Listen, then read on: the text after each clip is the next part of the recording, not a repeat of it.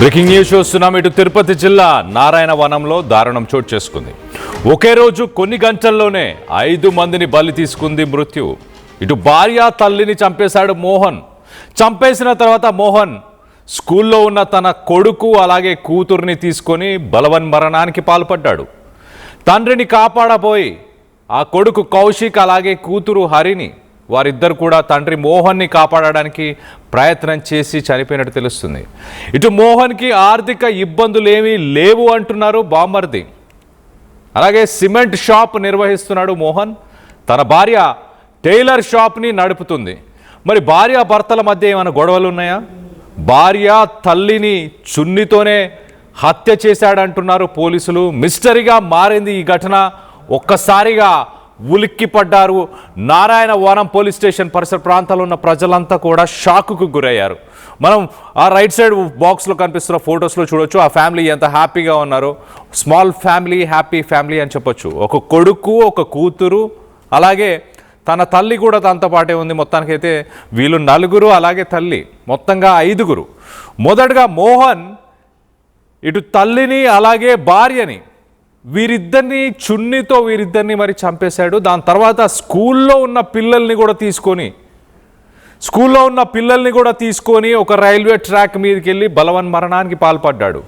ఇంత మిస్టీరియస్గా మారిన ఈ కేసుకి సంబంధించి ప్రస్తుతానికి మరింత డీటెయిల్గా మాట్లాడుకునే ప్రయత్నం చేద్దాం. ఇటు మా ప్రతినిధి సురేష్ ఉన్నారు. సురేష్తో తెలుసుకునే ప్రయత్నం చేద్దాం.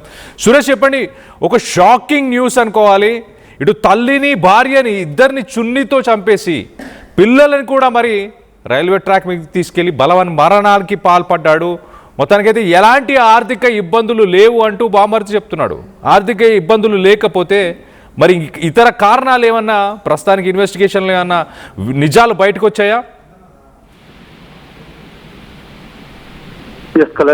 నారాయణ మండలం కేవీపల్లిలో ఈ యొక్క సంఘటన చోటు చేసుకుంది. నిన్న మధ్యాహ్నం మోహన్ షాప్ నుంచి కూడా షాప్లో ఉన్నటువంటి బామార్దిని, నువ్వు షాప్లోనే ఉంటూ నేను ఇంటికి వెళ్ళి పిల్లలు క్యారీ చేసి వస్తానంటూ కూడా చెప్పి ఇంటికి వెళ్ళిన తర్వాత తన భార్యని తననిద్దరిని కూడా చున్నీతో ఊపిరాడకుండా చేసి వాళ్ళు మరణించే విధంగా కూడా పాల్గొన్నటువంటి సంఘటన. దాని తర్వాత అతను ఆ పిల్లల దగ్గరికి వెళ్ళి స్కూల్ దగ్గర ఉన్నటువంటి పిల్లల దగ్గర వెళ్ళి వాళ్ళిద్దరిని కూడా తీసుకొని నేను మధ్యాహ్నం నుంచి కూడా ఎవరైతే అటు తల్లిని భార్యని ఇద్దరు కూడా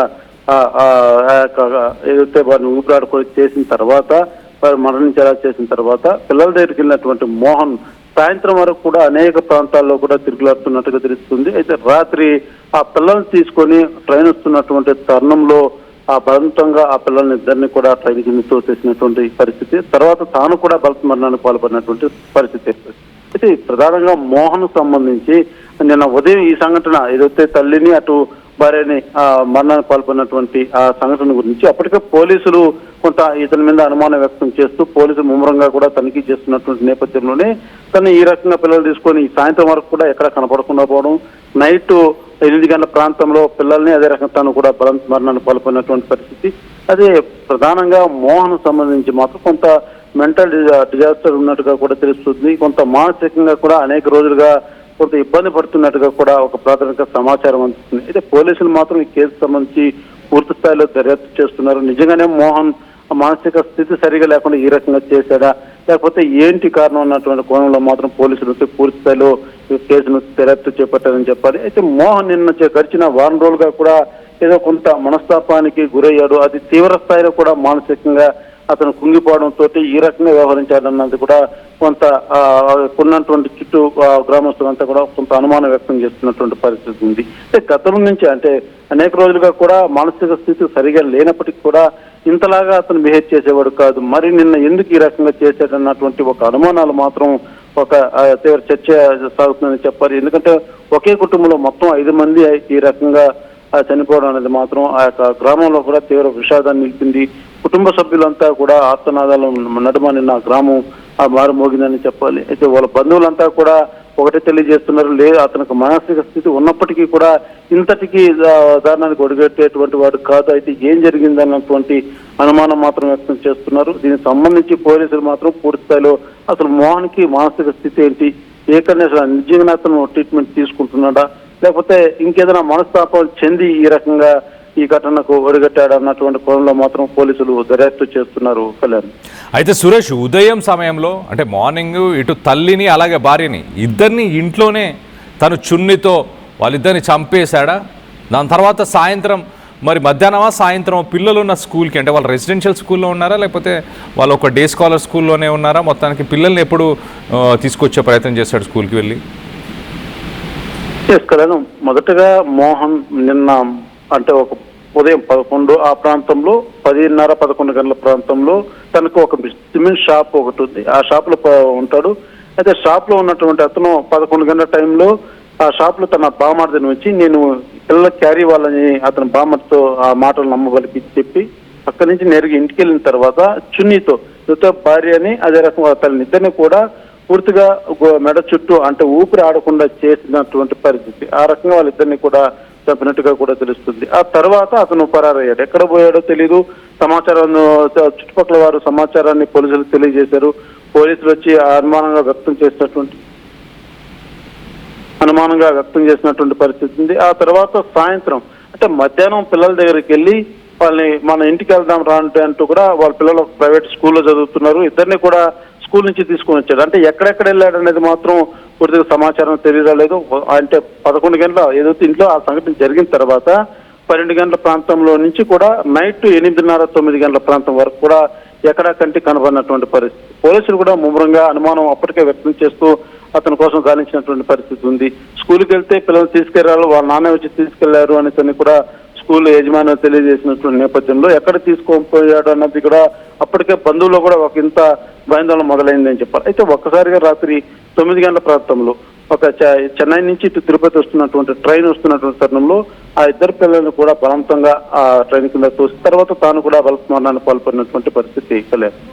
right Suresh, thanks for the latest update. మొత్తం మీద విజయారెడ్డి కేసు లాగా ఇది మరొక కేసుగా మారిపోయింది. ఆంధ్రాలోని తిరుపతి జిల్లాలో నారాయణ వనంలో ఈ దారుణం చోటు చేసుకుంది. ఒక భర్త తన భార్యని తల్లిని ఇద్దరిని ఉదయం పూట తను సిమెంట్ షాప్ని నడిపిస్తుంటాడు. ఆ సిమెంట్ షాప్లో కూర్చొని తన బామ్మర్దికి ఆ సిమెంట్ షాప్ని 11 గంటలకి ఆ సమయంలో ఆ బామ్మర్దికి అప్పచెప్పి పిల్లలకి టిఫిన్ బాక్స్ ఇచ్చి వస్తాను అంటూ ఇంట్లోంచి షాప్ నుంచి బయలుదేరి డైరెక్ట్గా ఇంటికి వెళ్ళి ఆ తల్లిని భార్యని ఇద్దరిని చున్నీతో చంపేశాడంట.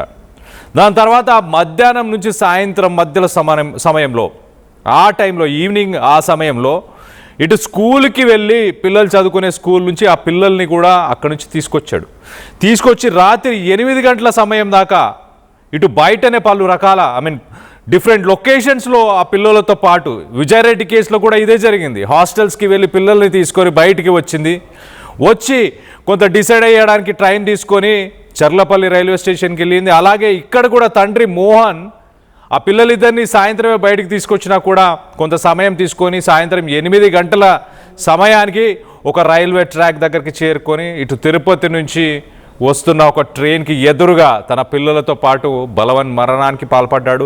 అసలు కొంత సస్పెన్స్ అయితే ఉంది ఈ కేసులో. ఒక రకంగా ఎలాంటి ఆర్థిక ఇబ్బందులు లేవు అంటూ ఇటు బావమర్ది చెప్పుకొస్తున్నాడు. ఏదైతే షాప్లో తన షాప్ని అప్పచెప్పి వచ్చాడు కదా, ఆ బావమర్ది చెప్పుకొచ్చేది ఏంటంటే ఎలాంటి ఆర్థిక ఇబ్బందులు అయితే లేవు మోహన్కి, తమ బావకి అంటూ ఇటు తన బావమర్ది చెప్పుకొస్తున్నాడు. మరి ఆర్థిక ఇబ్బందులు లేని పరిస్థితుల్లో ఇటు భార్య తల్లిని అలాగే ఇటు ఇద్దరు పిల్లని ఒక స్మాల్ ఫ్యామిలీ, హ్యాపీ ఫ్యామిలీ లాగా మంచిగా చూడొచ్చు మనం ఫొటోస్లో. ఎంత బాగా చక్కగా ఒక మంచి ఫ్యామిలీ లాగా కనిపిస్తున్నారు. అలా ఉన్న సిట్యుయేషన్లో మరి ఇలా సడన్గా భార్యని తల్లిని అలాగే పిల్లల్ని, బంగారం లాంటి ఇద్దరు పిల్లల్ని చంపాల్సిన అవసరం ఏముంది? దీనికి సంబంధించి ప్రస్తుతానికి పోలీసులు కేసు నమోదు చేసుకొని ఇన్వెస్టిగేషన్ చేస్తున్నారు.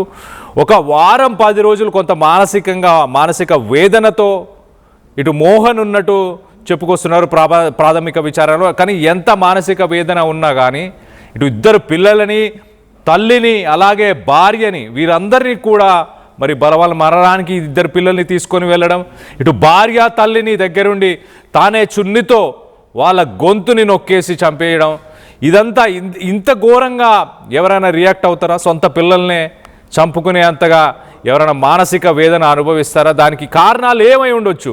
మొత్తానికైతే కొంత మిస్టీరియస్గానే ఈ కేసు అనిపిస్తుంది. దీనికి సంబంధించి మీరేమనుకుంటున్నారు? మీ అభిప్రాయాలను కింద కామెంట్ రూపంలో తెలియపరచండి.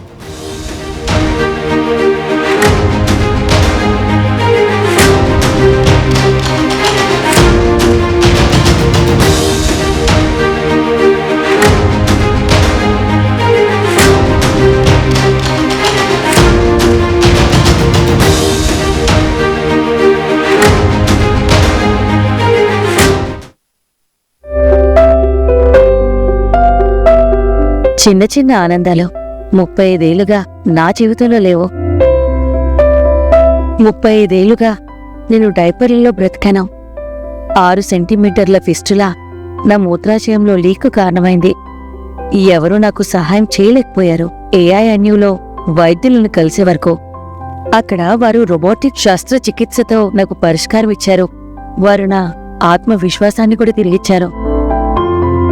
Precision Care makes it possible. The Center for Robotic Surgery at AINU. Bringing the industry expertise to the classroom. KL deemed to be university.